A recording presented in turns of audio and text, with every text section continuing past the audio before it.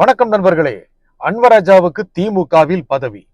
இந்த செய்தியை சொல்லத்தான் வந்தேன். ஆனா வெளியே இருக்கிறதுனால வாகனத்துல பதிவு செய்ய வேண்டிய சூழல்.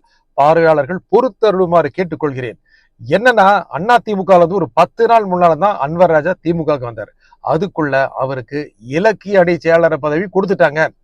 என்னடா நேத்தா வந்தார் இன்னைக்கு கொடுத்துட்டாங்க அப்படின்னு திமுகவிலே சில பேர் கொஞ்சம் புலம்புறாங்க. என்னங்க இலக்கிய அணி செயலாளர் பதவி தாங்க, இது என்ன ஒரு பெரிய விஷயமா, இதுல என்ன அதிகாரத்துல இருக்கிற பதவியா, ஒரு கௌரவ பதவி மாதிரி இலக்கியத்தை வளர்க்க போறாரு. எத்தனை நாள் அன்வராஜா எத்தனை இலக்கியங்களை படைச்சு வளர்த்திருக்கிறாரு. இப்படிதாங்க அண்ணா திமுக அப்புறம் அமமுக அப்படின்னு போயிட்டு பிபி கரைராஜன் வந்தாரு, அவருக்கு இலக்கிய அணி இணை செயலாளர் பதவி கொடுத்தாங்க. அப்படி வாங்க இப்படி வாங்கிக்கங்க அப்படின்னு சொல்றாங்க. அப்பெல்லாம் அண்ணா திமுக இருந்து திமுக வந்து எல்லாம் டம்மி பீஸ் தானா அப்படிலாம் நினைக்காதீங்க. திமுக இருக்கிற நிறைய அமைச்சர்கள் அண்ணா திமுக வந்து வந்தவங்க தான். யாரானு எடுத்துக்கோங்க, கே.எஸ்.எஸ். ராமச்சந்திரன், ஏவா வேலு, அனிதா ராதாகிருஷ்ணன், இப்படி ஏகப்பட்ட பேர். அப்படின்னு திமுகவுக்கு பெரிய பிரமுகர்களை ட்ரெயின் பண்ணி அனுப்புற ட்ரைனிங் கிரவுண்டா அண்ணா திமுக அப்படின்னு நினைக்கலாம். அண்ணா திமுக ஒரு பெரிய கட்சி, திமுக ஒரு பெரிய கட்சி. ஆக இங்கிருந்து அங்கே அங்கிருந்து இங்கே போறதெல்லாம் ரொம்ப ரொம்ப சாதாரணமா நடந்துட்டு இருக்குங்க. அந்த காலத்திலேயே அப்படிதான் நிறைய பேர் அப்படி போக வர இருந்திருக்காங்க. இந்த சூழ்நிலையில இவங்கெல்லாம் என்ன பண்ணுவாங்க அப்படின்னு உடனடியா எந்த முடிவும் எடுக்க முடியாது. ஆகையால போவாங்க வருவாங்க, போவாங்க வருவாங்க. இப்ப கூட நிறைய டிக்கெட் இங்க வர்றதுக்கான வாய்ப்பு இருக்கு அப்படின்னு பேச்சு அடிபடுது. எப்படின்னா அண்ணா திமுக இருந்து திமுகவுக்கு, திமுக இருந்து அண்ணா திமுக யாராவது போக போறாங்களா? நோ, சான்ஸே கிடையாது. எதுக்கு போகணும்? திமுக மறுபடியும் ஆட்சிக்கு வரும் அப்படின்னு திமுக காரங்க மட்டுமல்ல, அண்ணா திமுக காரங்களே நிறைய பேர் நினைச்சிட்டு இருக்காங்க. ஆக எங்களுக்கு பாஜக கூட கூட்டணி அமைச்சது பிடிக்கல, எங்களுக்கு அந்த கட்சியோட கூட்டணி அமைச்சது பிடிக்கல அப்படிலாம் சொல்லிட்டு டிக்கெட் எல்லாம் காலியாகிட்டே வரும். அன்வராஜா என்ன இப்பதான் நான் பாஜக கூட அண்ணா திமுக கூட்டணி அமைக்கும் போது அண்ணா திமுக இருந்தாரு.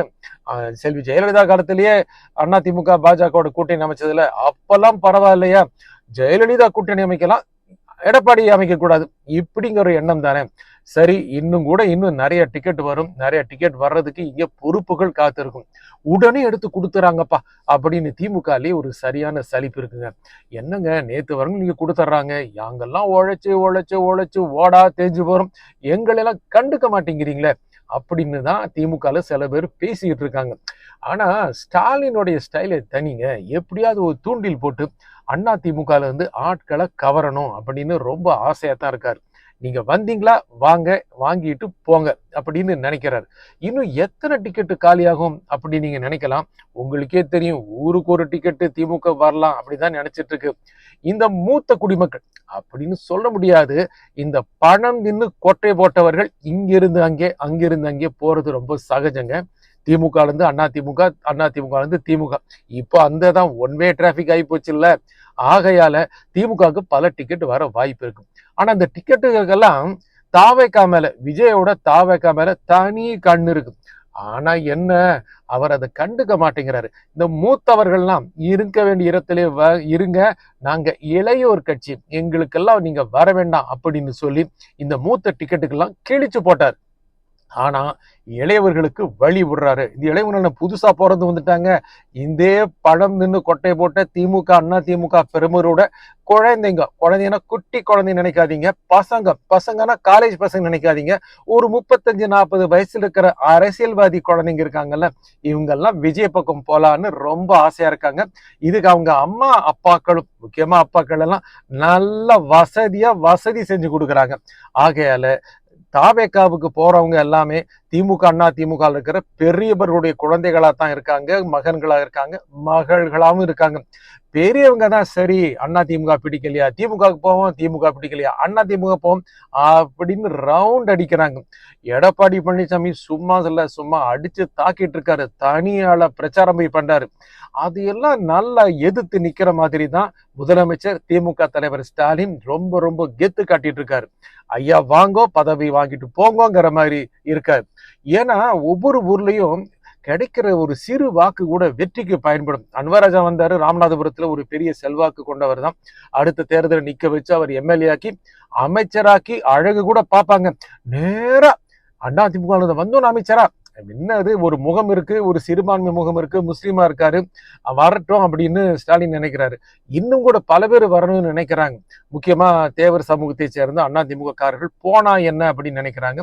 வன்னிய சமூகத்தை சேர்ந்த அதிமுக காரர்களும் அந்த ஒரு எண்ணத்துல வச்சிருக்கிற மாதிரி செய்திகள் வருது. ஏன்னா பாமகவும் பிளவுபட்டு கிடக்கு. நாளைக்கு என்ன ஆகுன்னு தெரியல. திமுக எதிர்காலம் பிரகாசமா இருக்குன்னு நினைக்கிறாங்க. அப்படிலாம் ஒண்ணும் இல்ல. திமுக ஒரு வெற்றி பெற்று கொண்டு இருக்கிற கட்சி, கூட்டணி பலமா இருக்கு. மறுபடியும் வெற்றி பெறணும்னு இந்த மூத்த தலைகளுக்கு ஆசையா இருக்கு. அப்படியும் ஸ்டாலின் அப்படின்னு கதவனை மூடுறது இல்ல. பெருசா ஸ்கிரீன் பண்ணி எல்லாத்துக்கும் உங்க வரலாறு என்ன பார்த்தெல்லாம் சேர்க்கறது இல்ல. எல்லாருக்கும் ஒரு வரலாறு இருக்கு. அரசியல்வாதிக்கு இல்லாத வரலாறா? ஆகையால வர்றவங்களுக்கு சீட்டு, வராதவங்களுக்கு ஓட்டு, இந்த மாதிரி நிலைமை போயிட்டு இருக்கு. வாங்க, உங்களுடைய ஆதரவு கொடுங்க, திமுகவினுடைய கரத்தை பலப்படுத்துங்க அப்படின்னு நினைச்சிட்டு இருக்காங்க. அதே மாதிரி அதிமுகலையும் வெளி கட்சியிலிருந்து வர்றவங்களுக்கு சீக்கிரம் சேர்த்துக்கிறாங்க. நீங்க வாங்க. முக்கியமா எடப்பாடி பழனிசாமி இந்த மாதிரி ஆக்டிவிட்டியில ரொம்ப அதிகமா இருக்காரு. ஓபிஎஸ் கூட இருந்தவங்க, அமமுக இருந்தவங்க, ஏன் பாமக இருந்தவங்க கூட வர்றதுக்கு ஆசையா இருக்காங்க அப்படின்னு எடப்பாடி பழனிசாமி தரப்பினர் கருத்துக்களை பரவ விட்டுட்டு இருக்காங்க. ஏன்னா நாங்க ஒண்ணு குறைஞ்சு போலீங்க, எங்களுக்கு கூட ஆட்சிக்கு வருவதற்கான வாய்ப்பு இருக்கிறதுனால பெரியவர்கள், பல கட்சி சார்ந்தவர்கள் வந்து நம்ம கட்சியில கியூ கட்டி நிப்பாங்க அப்படின்னு சொல்லிட்டு இருக்காங்க. இந்த நிலைமையை போனா பதவிக்கு ஒரு பொருள் இருக்குமா அப்படின்னு தெரியல. வந்தா பதவி, வராட்டி என்ன அப்படிங்கிற நிலைமையில் இருக்கு. ஆகல வருக வருக அப்படின்னு திமுக, அதிமுக போன்ற கட்சிகள் மூத்தவர்களுக்கு ஆசை வலை வீசி காத்துட்டு இருக்காங்க. நன்றி, வணக்கம்.